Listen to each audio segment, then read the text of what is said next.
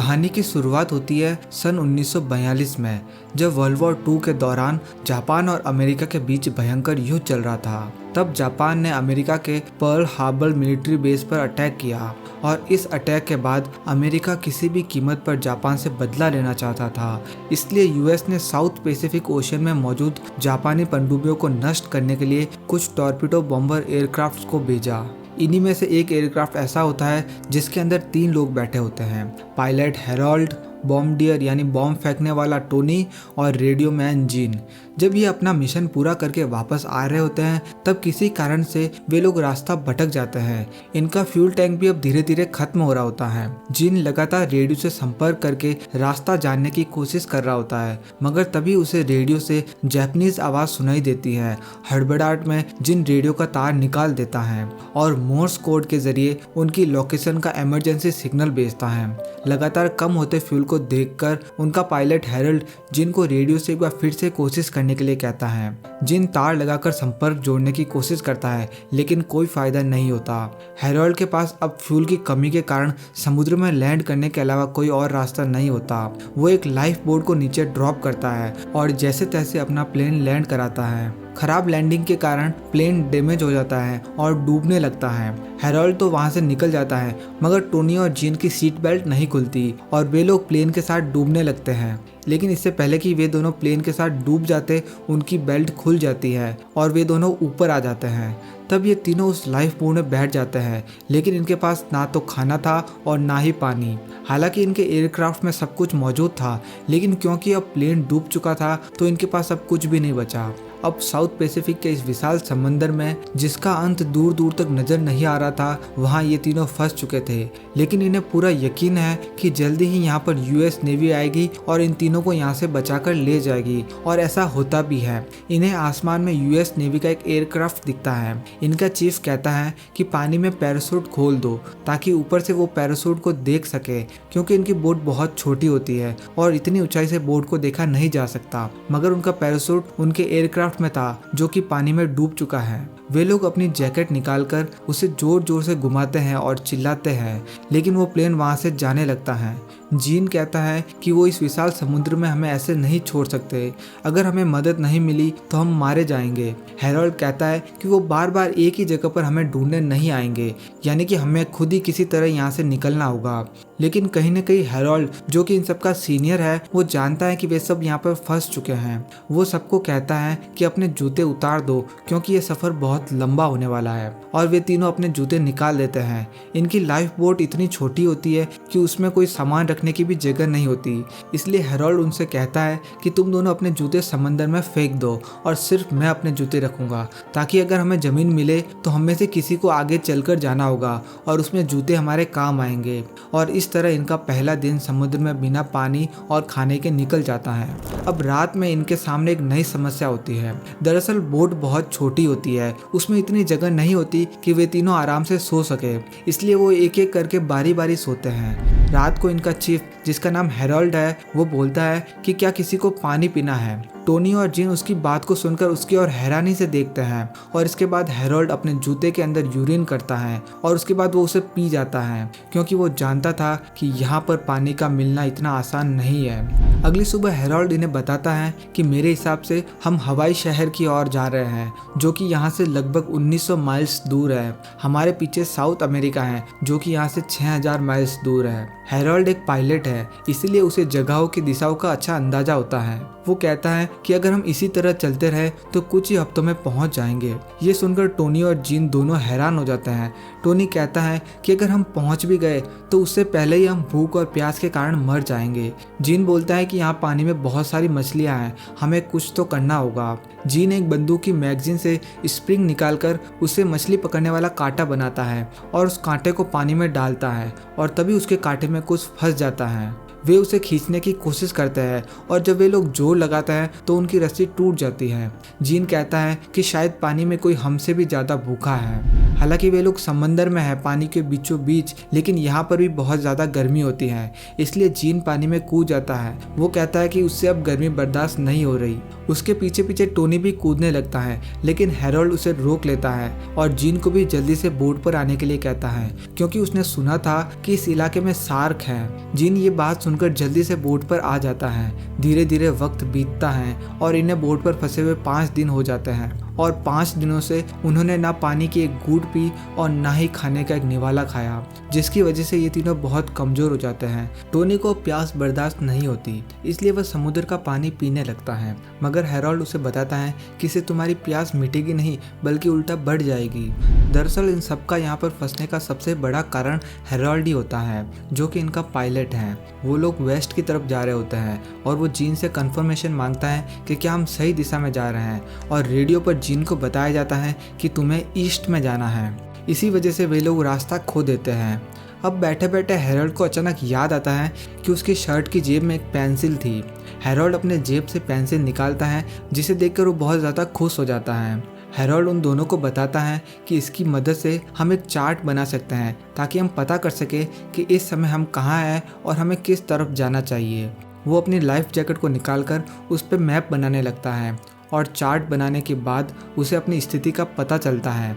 वो कहता है कि हमें अपनी बोट हवा के साथ बहने से रोकना होगा। इसके लिए वो लाइफ जैकेट से और उनके पास जो सामान होता है उससे एक लंगर बनाते हैं और उस लंगर को पानी में डाल देते हैं, जिससे वो बोट एक जगह स्टेबल हो जाती है। और हवा जब इनके मुताबिक सही दिशा में बहती है तब वे लोग उस लंगर को बाहर निकाल देते हैं ताकि हवा के साथ सही दिशा में आगे बढ़ सके।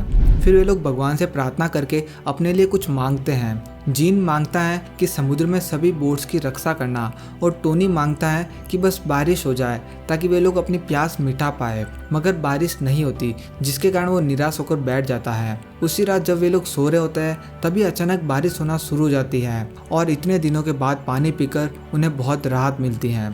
अगले दिन सुबह जीन बैठकर मछली पकड़ने का काम कर रहा होता है, मगर उसे एक भी मछली नहीं मिली। हैरोल्ड उससे कहता है कि तुमसे ज़्यादा पेशेंस वाला मछुआरा मैंने आज तक नहीं देखा, जो पिछले 1 हफ्ते से लगातार कोशिश कर रहा है। लेकिन जीन अब खुद भी फ्रस्ट्रेट हो चुका था। वो अपनी जेब से चाकू निकालता है। हैरोल्ड उसे कहता है कि मैंने तुम्हें कितनी बार कहा है कि इस चाकू को हमेशा अपनी जेब में रखना, क्योंकि सिर्फ यही एक ऐसी चीज़ है जो हमारी इस राफ्ट में छेद कर सकती है। लेकिन जीन उसकी बात नहीं सुनता। जैसे ही उसे पानी में एक मछली दिखती है वो उस पर वार करता है, लेकिन उसे लगता है कि उसने राफ्ट को चाकू मार दिया है। वो कहता है कि मुझसे गलती हो गई है, मैंने शायद गलती से राफ्ट को चाकू मार दिया है। हैरोल्ड बोलता है कि उस चाकू को बाहर मत निकालना, क्योंकि अगर उसने चाकू को बाहर निकाल दिया तो राफ्ट के अंदर पानी भर जाएगा और जिसकी वजह से वे लोग डूब जाएंगे। लेकिन तभी जीन देखता है कि उसने चाकू एक शार्क मछली के बच्चे को मारा है और वे लोग उसे राफ्ट के ऊपर खींच लेते हैं। इसके बाद वे लोग मिलकर उस शार्क के बच्चे को मार देते हैं और उसके पेट से कई सारी छोटी मछलियां भी निकलती हैं और इस तरह पूरे 1 हफ्ते बाद इन्हें कुछ खाने के लिए मिलता है, जिससे उन्हें थोड़ी सी ताकत मिलती है। मगर कुछ देर बाद उनके राफ्ट के चारों ओर शार्क घूमने लगती हैं। दरअसल जब उन्होंने शार्क के बच्चे को मारा तब उसका थोड़ा सा खून पानी में गिर गया और उसी को सूंघते हुए शार्क राफ्ट की ओर आने लगे। लेकिन कुछ देर बाद वो सारे शार्क वापस चले जाते हैं। वे तीनों अब खाना भी खा चुके थे, बरसात का पानी भी पी चुके थे, लेकिन जैसे जैसे दिन बीतते गए धीरे धीरे वे लोग फिर से कमजोर होने लगे। एक रात जब जीन पानी में हाथ डालकर बैठा होता है तभी एक शार्क उसके हाथ पर हमला कर देती है, लेकिन उसकी किस्मत अच्छी थी, उसे ज्यादा चोट नहीं लगी। अगली सुबह जीन देखता है कि उसके सामने कोई आइलैंड है। ये देखकर वो अपने बाकी साथियों को भी दिखाता है, पर उसके साथी उसे जवाब देते हैं कि सामने कुछ भी नहीं है, तुम्हें जो कुछ भी दिख रहा है वो सिर्फ तुम्हारा भ्रम है और कुछ नहीं। इसी तरह करीब 15 दिन गुजर जाते हैं। फिर एक दिन जब हैरोल्ड सुबह उठता है तो वो देखता है कि जीन और टोनी दोनों में से कोई जगा हुआ नहीं है, वो दोनों ही सो रहे होते हैं, जबकि उन्होंने जाग कर बारी बारी पहरा देने के लिए तय किया था ताकि हवा की दिशा उन्हें पता रहे और उसके साथ ही वे सही दिशा में आगे बढ़ सके। हैरोल्ड उन दोनों को उठाकर उन पर जोर जोर से चिल्लाने लगता है। जीन कहता है कि ये सब तुम्हारी गलती है, हम पर चिल्लाना बंद करो, तुमने ही ध्यान नहीं दिया होगा जिसकी वजह से हम यहाँ पर भटक गए हैं। ये सुनकर हैरोल्ड को याद आता है कि वो एयरक्राफ्ट चलाते वक्त कुछ सेकंड्स के लिए सो गया था, जिस वजह से वे बहुत दूर चले गए और रास्ता भटक गए।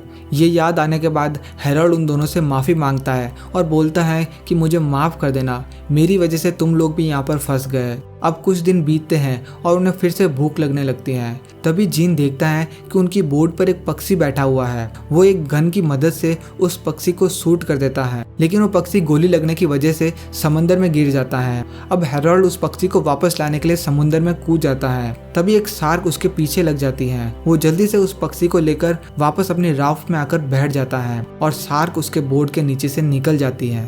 उनके उस शार्क के बच्चे को खाए हुए 10 दिन हो चुके थे, लेकिन अब उनके पास एक बार फिर से खाना होता है।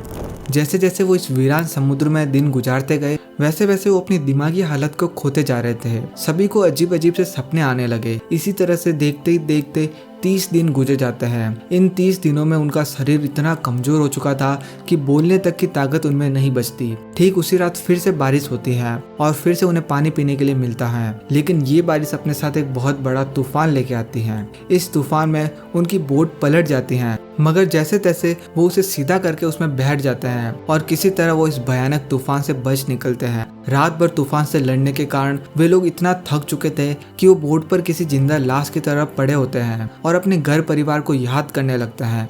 टोनी उठकर उनसे कहता है कि इतना दूर आकर मैं अब इतनी आसानी से हार नहीं मानने वाला हूँ। वह अपने हाथ की मदद से ही बोट को चलाने की कोशिश में लग जाता है। उसे देखकर जिन और हैरोल्ड भी पानी में हाथ डालकर बोट को चलाने लगते हैं, लेकिन चाहे वो अपने आप को कितना भी मोटिवेट क्यों न कर ले, मगर इनके शरीर में अब बिल्कुल एनर्जी नहीं होती और 34 दिन के बाद अब ये पूरी तरह से बेहाल हो चुके हैं। तब टोनी कहता है कि मैंने एक सपना देखा जिसमें मैंने एक बहुत बड़ा हरा खेत देखा।